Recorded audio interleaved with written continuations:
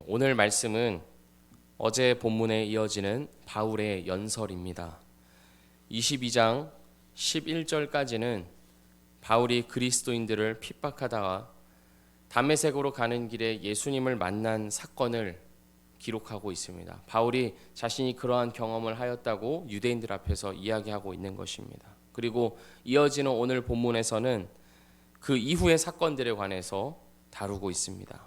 오늘 본문에서 바울은 두 가지 사건을 유대인들에게 이야기하고 있는데, 첫 번째는 아나니아를 만난 것이고 두 번째는 예루살렘 성전에서 본 환상을 이야기하고 있습니다.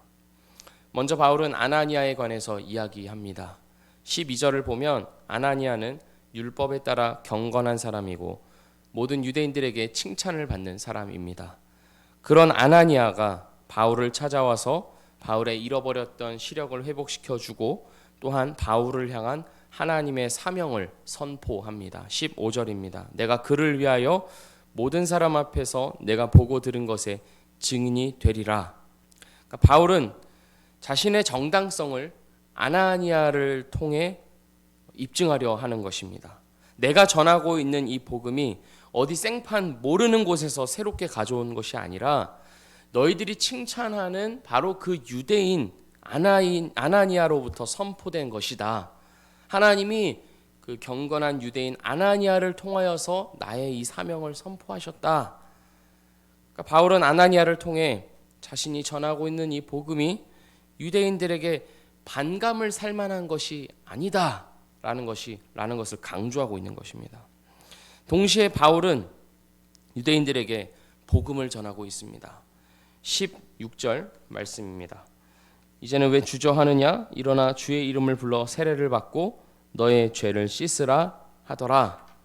바울은 이렇게 말함으로써 바울 자신이 세례를 받고 죄를 씻어야 했으며, 지금 이 연설을 듣고 있는 유대인들 역시 이제는 율법으로서가 아니라 주 예수를 믿음으로써 죄를 씻고 하나님의 백성이 돼야 한다는 것을 드러내고 있습니다. 바울은 지금 뭘 하고 있는 것입니까?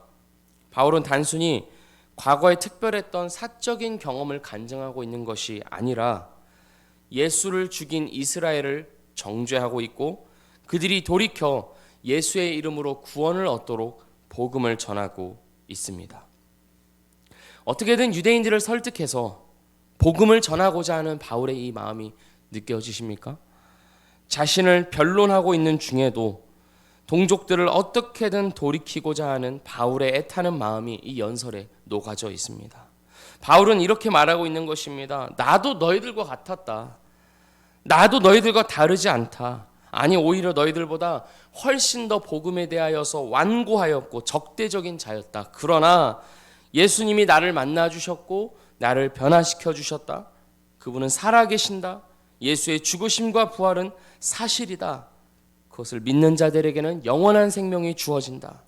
그러니 너희들도 예수를 믿고 이 은혜를 함께 누리자. 바울은 이렇게 복음을 전하고 있는 것입니다. 이러한 바울의 마음은 기독교 역사 내내 복음을 전하는 모든 자들에게 있었던 마음이었습니다. 그리고 우리 역시 이 간절한 마음, 복음을 전하여 듣는 자들이 믿고 생명을 얻게 해주고 싶은 이 마음으로 인해 우리가 복음을 들었고 또 알았고 믿게 되었습니다. 물론 그 가운데 하나님의 주권적인 역사가 있었지요. 그리고 우리 역시 이 마음을 받은 자들로서 이 마음을 품고 이 마음을 전해야 할 것입니다. 이 마음이 우리에게 회복되는 이 아침이 되기를 원합니다. 복음에 대하여서 냉랭하고 무뎌진 우리의 마음이 새롭게 되어서 먼저 나에게 충만히 역사하는 복음이 되기를 원합니다. 복음이 오늘 나의 삶의 의미요, 이유요, 목적이요, 기쁨이요, 행복이 되기를 소원합니다. 우리가 이것을 놓고 기도해야 할 줄 믿습니다. 복음의 기쁨으로 충만한 오늘이 되게 하여 주시고 그 마음을 품게 하여 주시고 또한 그 마음을 전하면서 살아가게 하여 주시옵소서. 우리의 평생의 기도 제목이 되기를 원합니다. 그리고 그렇게 복음을 추구하고 복음을 전하는 삶에 필연적으로 이어지는 결과가 있습니다. 그것은 바로 거센 반대와 핍박입니다. 17절부터 바울은 두 번째 자신에게 있었던 두 번째 사건을 이야기합니다. 그것은 바로 성전에서 본 환상입니다. 바울은 예루살렘 성전에서 기도를 하고 있었습니다. 그때 하나님께서 환상을 보여주셔서 말씀하십니다. 이곳에 있는 사람들은, 유대인들은 바울 너의 말을 듣지 않을 것이니 예루살렘에서 나가라 라는 말씀입니다. 하지만 바울이 동의하지 않는 듯한 뉘앙스로 주님에게 대답합니다. 그러자 주님은 21절에서 다시 한번 말씀하십니다. 떠나가라. 내가 너를 멀리 이방인에게로 보내리라. 바울은 유대인들 앞에서 자신이 성전에서 기도할 때 예수님이 환상 가운데 자신에게 이러한 말씀을 하셨다고 말하고 있습니다. 유대인들은 아나니아 이야기를 들을 때까지는 잠잠히 있었습니다. 그러나 두 번째 사건을 듣고 나자 성전에서 예수님께서 자신에게 환상으로 말씀하셨다는 그 말을 듣고 나자 유대인들은 광분해서 바울을 당장 죽이고자 합니다. 그 이유가 무엇입니까? 성전은 이스라엘의 역사상 하나님의 계시가 흘러나오는 가장 거룩한 장소입니다. 그 거룩하고 영광스러운 계시가 바울 개인에게 임했다는 것을 유대인들은 도저히 믿을 수가 없었고 못마땅했습니다. 그리고 유대인들을 더욱 분노하게 만든 것은 그 계시의 주체가 바로 예수였다는 데 있었습니다. 유대인들이 죽였던 죄인 예수가 거룩한 성전에서 계시를 준다? 이것은 예수를 죽인 유대인 자신들에게는 성전과 하나님에 대한 명백한 신성 모독이었습니다. 그래서 이들은 소리를 지르면서 옷을 벗어 던지고 티끌을 공중에 날리면서 분노를 표출하고 바울을 죽이고자 합니다. 바울은 어떻게든 이들을 복음으로 설득하려고 했지만 그 결과는 실패였습니다. 또다시 목숨의 위협을 받는 상황에 놓이게 되었습니다. 그것이 바로 복음을 전하였을 때 이어지는 결과입니다. 참된 복음이 선포되면 예수 그리스도께서 죽으시고 부활하심으로써 생명의 길을 열어 놓으셨지만 예수가 아닌 다른 이름으로는 우리가 구원을 받을 길이 없다는 그 복음이 선포되면 사람들은 듣기 싫어합니다. 예수를 믿지 않는 자들에게는 하나님의 심판이 예비되어 있다는 것을 들을 때 사람들은 듣기를 싫어합니다. 구원자이신 예수가 우리의 주인이시며 우리가 그분에게 순종해야만 한다는 이 메시지에 귀를 닫아버립니다. 자신을 돌이키기를 원하지 않는 것입니다. 오히려 더 거세게 반대하고 핍박합니다. 복음을 폄훼하고 무시하고 복음 전하는 자들을 공격합니다. 그렇게 함으로써 자신의 정당성을 확보하고자 합니다. 이러한 결과가 복음 전하는 자들의 삶에 필연적으로 따라옵니다. 그러니 우리가 이 복음으로 충만하여서 또한 이 복음을 전하면서 살아가다가 핍박받는다면, 사람들의 눈총과 미움과 공격을 받는다면 우리는 참으로 주님이 가신 그 길을 따라가고 있는 것입니다. 복음으로 살기 위하여서 애쓰다가 나의 삶의 주인 되시는 예수님을 따라 정직하고 진실하고 사랑으로 살려고 하다가 오히려 고난을 받는다면 우리는 참으로 잘하고 있는 것입니다. 그 반대하는 세력이 가족이든 친구이든 동료가 되었든지 간에 우리는 우리 주님을 온전히 따라가는 삶을 살아야 합니다. 반대가 있을 것을 두려워하면서 내가 사랑하는 복음과 예수님을 등한시 여기는 우를 범하지는 말아야 할 것입니다. 다시 말해서 타협할 수 없는 것입니다. 예수님께서 마태복음에서 말씀하셨습니다. 내가 검을 주러 왔노라. 부모와 자식이 불화하게 하고 시어머니와 며느리가 불화하게 하고 그 검을 주러 왔기 때문에 이 복음이 바로 선포되면 그러한 불화가 있을 수밖에 없다는 것입니다. 사람의 원수가 자기 집안 식군이라라고 말씀하셨습니다. 그러니까 우리는 이것을 기억해야 할 것입니다. 복음의 가치를 고수하면서 피 흘려 싸우기까지 하지만 주님의 도우심으로 주님의 은혜로 그들이 구원을 받고 변화되는 것이 나은 것이냐, 아니면 내가 복음으로 살지 않고 타협하다가 참된 복음을 놓쳐버린 채 그들이 영원히 멸망하는 것을 보는 게 나은 것이냐, 우리는 이 복음 앞에서 무엇이 과연 옳은 것인가, 무엇이 정말 영원의 가치를 고수하는 것인가를 고민하고 행동해야 할 것입니다. 마지막으로 오늘 말씀에서 우리가 알 수 있는 것은 우리의 자신감과 우리의 자랑이 주님의 뜻보다 앞설 수 없다는 사실입니다.